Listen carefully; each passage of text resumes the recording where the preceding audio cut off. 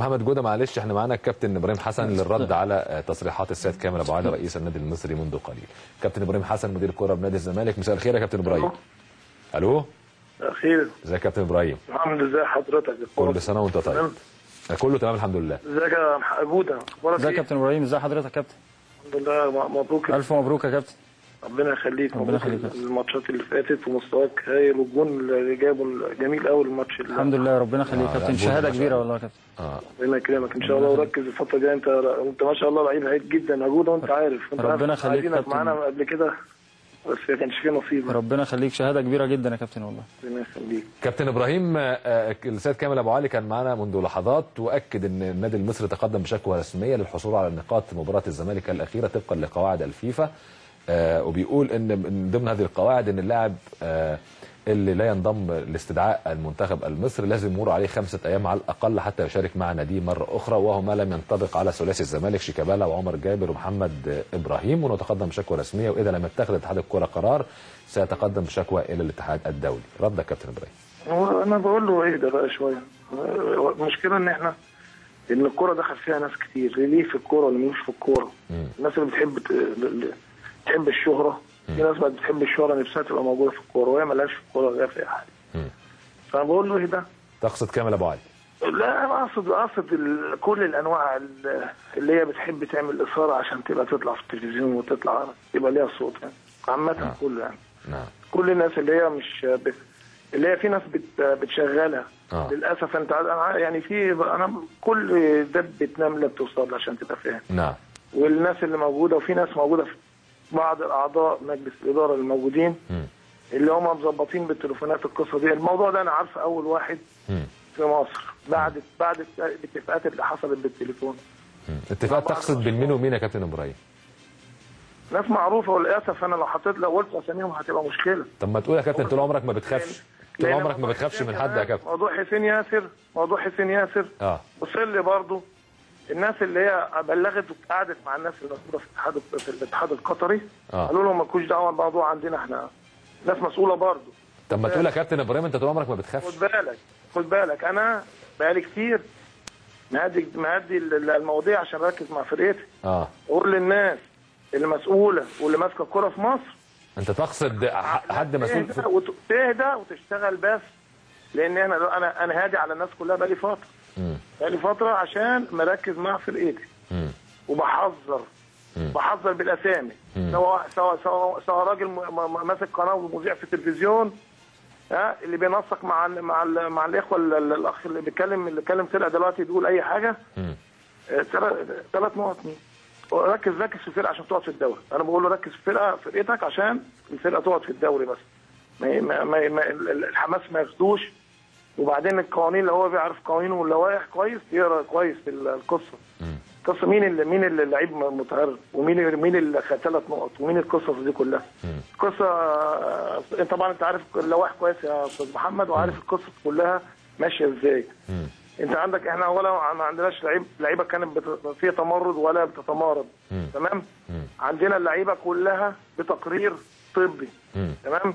شيكابالا اتحاد الكوره او جهاز المنتخب بعت الدكتور مصطفى المنيري دكتور طبيب النادي الزمالك على تقدم تقرير طبي.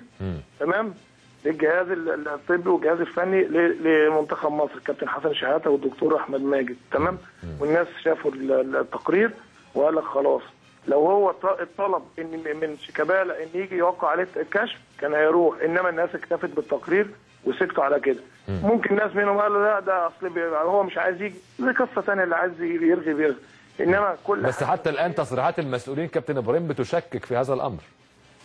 مين المسؤولين؟ اللي هم بعض الناس في الجهاز، صح؟ يعني كابتن هاني رمزي في المنتخب الاولمبي له تصريح بيقول عندما شاهدت عمر جابر بنتكلم واحده بالنسبه للشيكابالا، صح؟ بتكلم من ناحيه شيكابالا قدم تقرير الجهاز الطبي والجهاز الفني للمنتخب مصر، وهم خلاص قالوا خلاص مش عايزين، يعني الموضوع خلص على كده. هم بقى طبعا حد طلع قال لك احنا شايفين ان شيكابالا ممكن مش عايز يجي.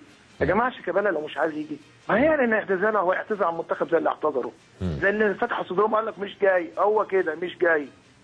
تمام. انما شيكابالا ما هو سهل جدا شيكابالا يريح الدنيا كلها ويطلع يقول لك انا مش، لو سمحت انا مش عايز اروح منتخب، انما الراجل ما فيش في نيته دي خالص. ولازم يا جماعه يعني اذا كان احنا ما بنشوف ما بنصدقش بعض جوه مصر، ما اللي بره هيصدقونا ازاي؟ ما احنا عندنا لعيبه زي ما قلت قبل كده، لعيبه نادي الزمالك كلهم راحوا، وعندنا عبد الواحد السيد راجل عنده مشكله في عضله الضمه وراح ولعب الحقيقه. اخر ولعب الماتش كله. اذا حديثك للكابتن للسيد كامل ابو علي، انت بتقول له خليك في فرقتك. لا خليك في فرقته بس. وبعدين لو الناس اللي هو مشكلته انه ولا لعب كوره ولا شاف كوره. هو انا اعتقد هو مش شرط يا كابتن ابراهيم برضه رئيس النادي يكون لاعب كوره. معلش بس يكون يعني محمد مصلحي ما لعبش كوره رئيس نادي الاتحاد، يعني نصر ابو الحسن ما لعبش كوره رئيس نادي الاسماعيلي، ابراهيم مجاهد رئيس نادي المنصوره الزمالك. لا يعني يكون رئيس نادي الزمالك نفسه ما لعبش كوره الكابتن مصطفى جلال ابراهيم. بس راجل كان بيدير نادي من فتره طويله وراجل معاه مؤهلات عاليه. طب انت قلت لي يا كابتن ابراهيم تصريح مهم، انت قلت لي في ناس هي اللي شارت عليه في ناس بتشور عليه وبتزق. انا بتقول لي مذيع في قناه، مش فاهمها دي الحقيقه. ركز في فرقتك وما تمشيش ورا حد. مذيع في قناه اللي هو ايه يعني؟ ايه؟ يعني انت حضرتك بتقول لي ده مذيع في قناه في ناس مسؤوله في الكوره، في المنظومه في الكوره، مع واحد في التلفزيون بيقدم برنامج مظبط والقصه كلها جايه. يعني اللي بيقدم برنامج ده مسؤول في اتحاد الكوره ولا؟ كلها بقت مسؤوله دلوقتي يا محمد. معاك حق. القصه كلها جايه لي من الصبح. من قطر بقى جالك الكلام ده؟ جالك من قطر؟ بالاماره التليفون اللي كان فيه 3 اطراف في الحديث على تليفون واحد معمول على خط واحد. طب ما تقول لنا بصراحه قدام الناس يا كابتن. انا هقولها في الوقت المناسب. نفس الاشخاص دي هي اللي قعدوا مع الناس في قطر، قعدوا في قطر بتاع الاتحاد القطري، قالوا لهم بس مالكوش دعوه، خدوا حسين واحنا مالكوش دعوه، احنا هنحل. يعني تقصد ان هم قعدوا في قطر ولا هنا في مصر؟ في ناس راحت قطر وفي ناس هنا في مصر. مسؤولين اتحاد الكره راحوا قطر، ما فيش غير كابتن مجدي عبد الغني الوحيد اللي راح قطر مؤخرا. المسؤول القطري ده يا استاذ محمد، المسؤول القطري ده قال لنا بالاسم، خلي بالك. قال كابتن مجدي عبد الغني؟ ما انا مش هقول اسام، اصل هو الوحيد اللي سافر قطر مؤخرا. انا بقول نلم نفسنا عشان الفضايح، انا ما افضحش ناس كتير لان الفضايح بقت كتيره، فهم يقفلوا على نفسهم شويه. اي واحد عنده مشكله وعارف نفسه يلم نفسه. انا بحذر يلم نفسه، محدش لا يجي جنب لعيب في نادي الزمالك هفرمه.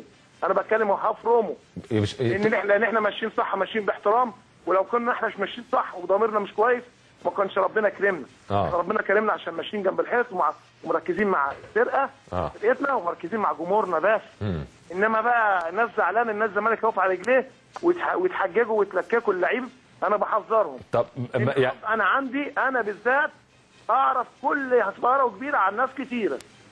لو سمحت انا مقفول بقالي كتير ولامم الموضوع القصص كلها وهم مرتاحين مني بقالهم فتره عشان ما افتحش فتحه سوداء.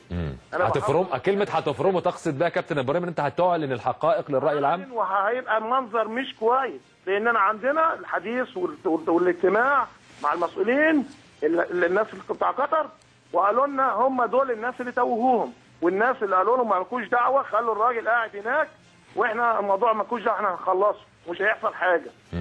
تمام؟ دي بالنسبه لحسين. طب المسؤول اللي يقول كده منتفع يعني من الموضوع ده؟ انت شايف ايه؟ انت ايه رايك؟ ما كلها بقت العمليه انتفاع دلوقتي. شايلني وشايلك والقصص دي، احنا تعبنا من الكلام ده، فانا بقول اهو يعني نداء للكابتن سمير زاهر يلم الناس اللي هتبوظ الدنيا وبعد المواضيع ما هدي. طب فنداء للناس دي ان لازم نهدى وكل واحد خليه في شغله عشان العمليه مش محتاجه ولعه. في مشاكل كتيره جوه اذا انت تقصد اعضاء مجلس اداره مش موظفين؟ انا مش بقصد، كله فاهمني. بص يا استاذ محمد، كله فاهمني. اللي ياخدها على نفسه بقى عضو بقى، اللي ياخد لي واحد مدرب، اللي ياخدها واحد كان لعيب، ولا كل دول. يعني انت 3 مذيع، حضرتك بتقولي 3 مذيع، المكالمه كان مذيع وعضو واتحاد كوره مع الطرف القطري. عضو ومذيع والاخ المسؤول عن النادي المصري. تمام؟ عن النادي المصري. النادي المصري. الموضوع ده انا عارف. ده بالنسبه للموضوع النقاط ال3. الكلام الغريب اللي هو بتاع بالنسبه للعيبه. طب انا لو رئيس نادي برضه يا كابتن ابراهيم وكلمني مسؤول في اتحاد الكوره قال لي ليك حق وابعت خده، ما انا برضه كرئيس نادي هعمل كده. لا، ما هو في ناس بتمشي ناس. يعني المفروض ما ينفقش. ما احنا لو فهمنا في الكوره واشتغلنا في الكوره بقالنا فتره كنا عرفنا. انما ما حد يزقني كل شويه يمشيني يمين تمشيني شمال دي ما برضه دي يبقى فين الحنكه وفين الخبرات اللي بتكلم عليها. تمام. مستشار جلال ابراهيم راجل اشتغل ورئيس نادي ونادي كبير والاسامي اللي انت قلتها دي كلهم والحاج سيد الله يرحمه. الله يرحمه كان يعرف كل حاجه عن الكوره وعن الشخصيات وعن ما يزعلش منه حد وكان الدنيا كلها بتحبه ومحدش بيزعل منه. تمام. وعمره ما عمل مشاكل مع حد. فما ينفعش بقى ان انا بقى عايز اطلع كل يوم كل شويه في التلفزيون وافتح صدري. افتح صدرك على نفسك مش على حد. انا بقول اهو ما حدش يفتح صدره على نادي الزمالك. بحذر المكان اللي فيه حسام ابراهيم معمول عليه مليون خط احمر. انا بحذر لان الكلام اللي بيتقال دوت نرجع اقول لك معلومه برضه للناس بتتكلم اي حاجه. انت بتتكلم ان اللعيب الدولي لو هي مثلا لعيب ده شأني اولا داخلي. اولا الاتحاد الكوره او المنتخب المصري لو عنده مشكله كان هو اللي يثير المشكله ويتكلم ويشوف اللعيب ده ايه فعلا متمرد ولا لا وهو اللي يعمل المشكله او يعمل الشكوى. تمام. نمرة 2 لو التقرير الطبي بتاع الدكاتره اللي هو دكتور النادي ودكتور المنتخب قالوا ان هذا الشخص او هذا اللاعب محتاج فتره راحه 10 ايام وبعدين يلعب ماتش وبعدين الراجل لعب بعد يومين ولا بعد ساعه ولا بعد 3 ايام من حقك انك تعمل مشكله. انما بالنسبه لشيكابالا الراجل التقرير بيقول بعدنا تقرير الدكتور مصطفى بيقول عنده خلصات في العضله في عضلات الظهر.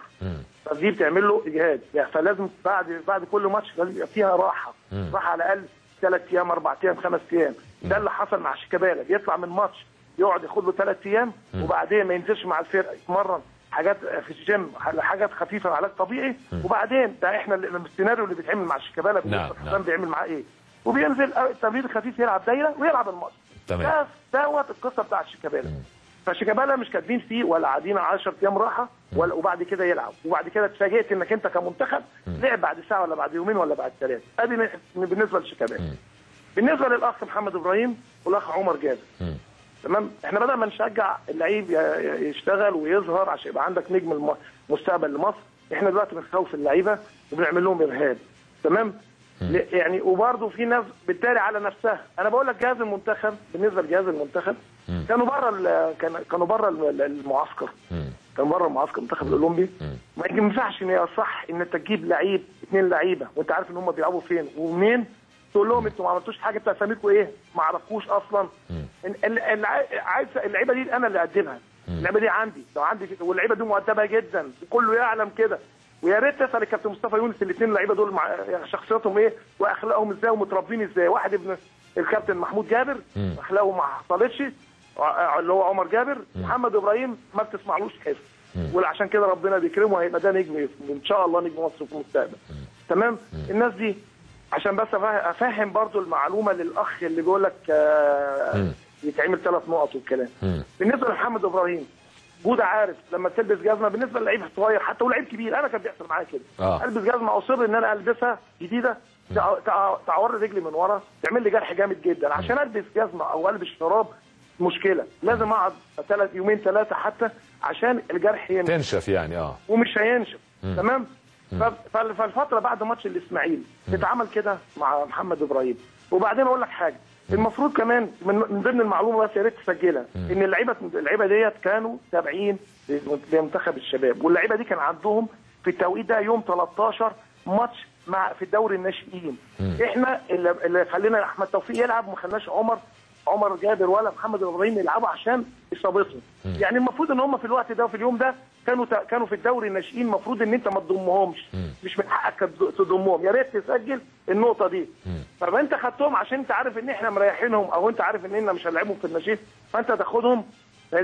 دي حاجه ثانيه انت مش حاسبها كويس. لازم برضه دي في الحسبان. فمحمد ابراهيم كعب رجله متقطع. الراجل ادينا له خدنا يوم اجازه بعد ما احنا سافرنا الحج ادينا لهم يوم اللي واقفه اجازه وفي العيد برضه قلنا ما ينزلوش الا لما يكون رجليهم سليمه. فالمهم الدكتور شاف ان هم على الاقل 3 ايام لحد الجرح ده ما ينشف. واحنا مش مستعجلين. والكابتن هاني رمزي ضمهم. ده اللي حصل. وبعدين فراح ضمهم. وعمر جابر عنده اجهاد في العضله الضمه، اجهاد في العضله الضمه. الدكتور مصطفى راجل محترم، الدكتور مصطفى المنيري يعني عمل تقرير باني قال للدكتور ماجد قصدي الدكتور مجدي عبد العزيز اللي هو طبيب المنتخب الاولمبي